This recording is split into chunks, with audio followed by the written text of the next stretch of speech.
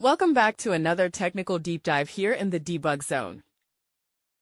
Today, we're tackling a big question and breaking it down with insights from other users. Hopefully, this clears up some misconceptions and helps you get the answer you need. So buckle up, stay a little curious, and let's jump right in.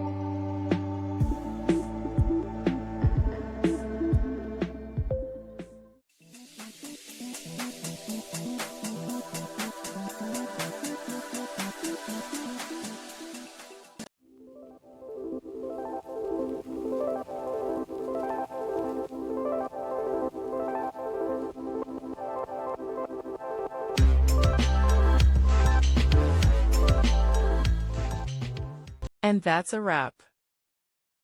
I hope you found the answer you were looking for. If you did, take a second to hit that subscribe button. It really helps out. And let me know in the comments which solution worked best for you.